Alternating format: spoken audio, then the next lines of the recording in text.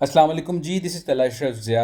और आज की वीडियो में हम लोग डिस्कस करेंगे कि यूएचएस ने जो अपना लेटेस्ट नोटिस निकाला है कि जिसमें उन्होंने बताया है कि यूएचएस अपने पब्लिक यूनिवर्सिटीज़ के एडमिशन्स जो हैं उसको जल्द ही खोलने वाला है। उसके लिए क्या रिक्वायरमेंट्स होंगी और उससे रिलेटेड क्या क्या मज़ीद ऐसी डिटेल्स है जो बच्चों को पता होनी चाहिए, वो कौन कौन से डॉक्यूमेंट्स हैं जो उनको प्रिपेयर कर लेने चाहिए, वो सारा कुछ उन्होंने अपने उस नोटिस में शेयर किया है। और इस वीडियो में भी हम कोशिश करेंगे उसी चीज़ को जो है मज़ीद बेहतर से आप लोगों को गाइड कर सकें, ताकि जब एक दफ़ा पोर्टल ओपन हो जाता है यूएचएस का तो आप लोगों को किसी किस्म की कोई मुश्किल जो है वो फेस ना करनी पड़े।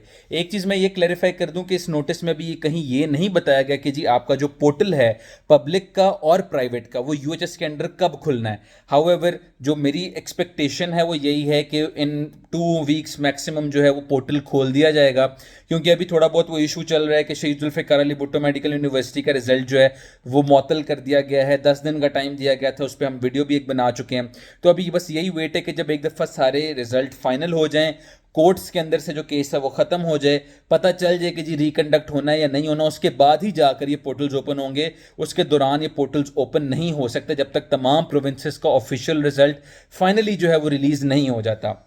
अब इसमें जो चीज़ें वो देखने वाली हैं उसमें सबसे पहली जो चीज़ उन्होंने लिखी हुई है वो ये लिखी हुई है कि आपने जब 2024 और 25 वाले सेशन यानी इस साल जो है जब अप्लाई करना है तो आपकी सबसे पहली जो चीज़ है that is domicile certificate. A student who is going to apply in any university of Punjab on open merit needs to have the domicile of Punjab. आपका पंजाब का डोमिसाइल होना ज़रूरी है, और ये भी आपको पता होना चाहिए कि ये डोमिसाइल आपके फादर का नहीं होना चाहिए, ये डोमिसाइल आपकी मदर का नहीं होना चाहिए, ये डोमिसाइल सिर्फ और सिर्फ आपका अपना होना चाहिए।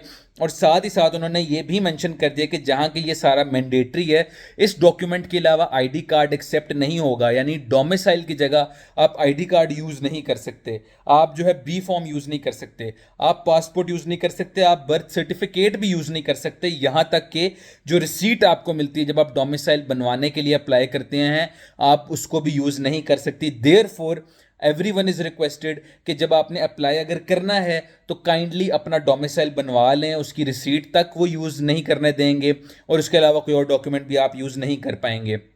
इसके अलावा जब आपने अप्लाई करना है फॉर योर एडमिशन तो उसमें जो एजुकेशनल डॉक्यूमेंट्स चाहिए और जो अटेस्टेशन का स्टेटस है उसके बारे में बताया गया है कि आपका जो मेट्रिकुलेशन और एफएससी का जो सर्टिफिकेट या रिजल्ट कार्ड, कोई ऐसी रिस्ट्रिक्शन नहीं है कि जी सिर्फ सर्टिफिकेट होना चाहिए, ना कोई ऐसी रिस्ट्रिक्शन है कि सिर्फ रिजल्ट कार्ड होने चाहिए। सर्टिफिकेट या रिजल्ट कार्ड जो है एफएससी और जो आपका मेट्रिक है प्री मेडिकल वो आपने अटेस्ट करवाने हैं by respective boards of intermediate and secondary education. तो ये उन्होंने बता दिया है कि अगर आपने मेट्रिकुलेशन और एफएससी प्री मेडिकल के जो आपके सर्टिफिकेट्स हैं या जो रिजल्ट कार्ड्स हैं दे शुड बी अटेस्टेड और verified bye their respective boards of intermediate and secondary education. साथ उन्होंने ये भी क्लैरिफाई कर दिया है कि जिनकी फॉरेन इक्विवेलेंस है, फॉर एग्जाम्पल ए लेवल्स वाले स्टूडेंट्स हैं, अमेरिकन कैनेडियन 12th ग्रेड वाले स्टूडेंट्स हैं या ऐसे कोई स्टूडेंट्स हैं, तो उनको जो है अपना इक्विवेलेंस सर्टिफिकेट जो है वो प्रोड्यूस करना होगा, या कोई प्रोविजनल इक्विवेलेंस लेटर जो है वो आईबीसीसी से उनको जो है प्रोड्यूस करना पड़ेगा। लिहाजा एक चीज़ यहाँ पे क्लैरिफाई हो गई है कि लास्ट ईयर जो आईबीसीसी की अटेस्टेशन के बारे में यूएचएस ने कहा था, इस साल उन्होंने उस चीज़ को साइड पे कर लिया और उन्होंने कहा कि आपने अपने रिस्पेक्टिव बोर्ड से जो है उसकी करवानी है, अटेस्टेशन करवानी है। आईबीसीसी बाहर नहीं लिखा हुआ, आईबीसीसी का ये लिखा हुआ है कि वो आपने करवानी है फॉरेन क्वालिफिकेशन से अपना सर्टिफिकेट वगैरह जो है वो निकलवाना है।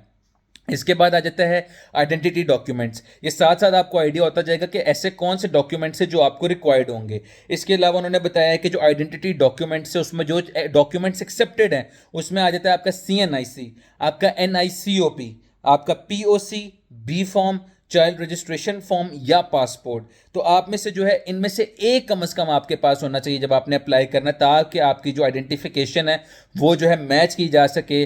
जो आपका प्रूफ ऑफ आइडेंटिफिकेशन है वो नादरा से क्रॉस वेरीफाई चेक किया जाएगा और फिर अल्टीमेटली जो है आपका वो एडमिशन जो है कंफर्म होगा। इसके अलावा जो है आपके पेरेंट्स में से मदर या फादर में से किसी एक का भी कोई आइडेंटिटी डॉक्यूमेंट जो है आपके पास होना चाहिए जो कि आप अपलोड कर सको उसके साथ। और पाकिस्तानी स्टूडेंट्स जो अब्रॉड होते हैं या डुअल नेशनैलिटी रखते हैं और जिन्होंने अप्लाई करना है रिजर्व सीट्स में, they need to upload one of the following, या उनका इकामा उन्होंने अपलोड करना है, या रेजिडेंस का परमिट अपलोड करना है, या ग्रीन कार्ड को अपलोड करना है, या फॉरेन पासपोर्ट को करना है। इसके अलावा जो एक्सपायर्ड डॉक्यूमेंट्स है वो यूज़ नहीं हो सकते। और वो बच्चे जो सऊदी अरेबिया रहते हैं उनके बारे में बताया गया है कि स्क्रीन शॉट ऑफ द इकामा फ्रॉम द अबेशर और द मिनिस्ट्री ऑफ इंटीरियर जो है सऊदी अरेबिया की वेबसाइट से जो है वो आपने जो है शो करना होगा, उसका स्क्रीनशॉट जो है। फिर आपके पास आ जाते हैं कुछ स्पेशल डॉक्यूमेंट्स। ये डॉक्यूमेंट्स रिक्वायर्ड होंगे जब आपने कोटा सीट्स पे अप्लाई करना होगा। कोटा सीट्स वो होते हैं जो अंडर डेवलप्ड डिस्ट्रिक्ट्स होते हैं, कुछ पंजाब के फॉर एग्जांपल मियाँ वाली वगैरह जो है, वहाँ के बच्चों के लिए कुछ अलहदा सीट्स होती हैं कुछ मेडिकल कॉलेजेस के अंदर, और जिन्होंने उस पर अप्लाई करना है उनको सर्टेन कुछ मजीद डॉक्यूमेंट्स शो करने होंगे। अब वो डॉक्यूमेंट्स क्या होंगे, कब आपने शो करने हैं, तो उन्होंने मेंशन किया हुआ है कि या तो वो यूएचएस की वेबसाइट में बाद में शेयर कर दिया जाएगा, या जो है वो प्रोस्पेक्टस जो होता है यूएचएस का, हर साल नया एक प्रोस्पेक्टस आता है, उसमें बता दिया जाएगा। और कैंडिडेट की रिस्पॉन्सिबिलिटी होगी कि उसने जो है ये प्रोवाइड करना होगा टाइमली, ताकि वो जो है इन अंडर डेवलप्ड जो सीट्स हैं उनमें अप्लाई कर सके। इसके अलावा एक मजीद चीज़ जो रिक्वायर्ड होगी वो आपके आ जाती है photograph, thumb print and signature. आपकी एक रीसेंट जो है फोटोग्राफ होनी चाहिए है जिसका वाइट बैकग्राउंड हो, which should not be older than 1 month and it should be uploaded. Female candidates जो है वो हेड स्कार्फ पहन सकती हैं लेकिन फेसेस उनके विजिबल होने चाहिए, और फोटोज़ में कैप्स नहीं होनी चाहिए, हैट्स नहीं होने चाहिए, सन ग्लासेस नहीं होने चाहिए, और एडिटिंग भी किसी किस्म की नहीं होनी चाहिए। उन्होंने ये भी बताया है कि आपने एक तो आपकी फोटोग्राफ अपलोड करनी है, एक यूएचएस वाले आपसे ये भी रिक्वायर्ड करते हैं कि आपने एक ब्लैंक पेज लेना है, उस ब्लैंक पेज पे आपने जो है सिग्नेचर करने हैं। अब एक ब्लू इंक से वाइट पेपर के ऊपर सिग्नेचर करने हैं ब्लू इंक से, और उसके पास ही अपना लेफ्ट थंब प्रिंट जो है उसका इंप्रेशन लगाना है, और उसकी भी तस्वीर लेकर आपने बाद में अपलोड करनी होगी। साथ ही साथ आपको कुछ इंपॉर्टेंट इंस्ट्रक्शंस आ जाती हैं कि जब आपने अपलोड करना है डॉक्यूमेंट्स को तो किन किन चीज़ों का ख्याल करना है। तो उसमें उन्होंने बता दिया है कि ऑनलाइन होगी, कोई इसमें जो है हार्ड कॉपी सबमिट नहीं करवानी होती यूएचएस वालों को। आपके जो डॉक्यूमेंट्स है वो जेपीजी या फिर जेपीईजी वाले फॉर्मेट में होने चाहिए। ये फॉर्मेट्स इजीली अवेलेबल होते हैं गूगल के ऊपर, आप फॉर्मेट्स को कन्वर्ट भी कर सकते हैं एक से दूसरे में। 1 MB से ज़्यादा ये नहीं होना चाहिए। अगेन कंप्रेशन आप कर सकते हैं किसी भी डॉक्यूमेंट के, उसका साइज़ डिक्रीज कर सकते हैं। और इसके अलावा जो है आप कैम स्कैनर वगैरह को भी यूज़ कर सकते हैं। डॉक्यूमेंट्स आपने ओरिजिनल अपलोड करने हैं, कॉपीज़ नहीं चलेंगी उसकी। इसके अलावा जो है डबल साइडेड डॉक्यूमेंट्स जो होंगे, फॉर एग्जांपल CNICA, तो उसके लिए आपको सेपरेट फाइल जो है प्रिपेयर करनी होगी बोथ साइड्स के लिए। एक तस्वीर ऊपर फ्रंट साइड के लिए और एक तस्वीर जो है वो बैक साइड के लिए होगी।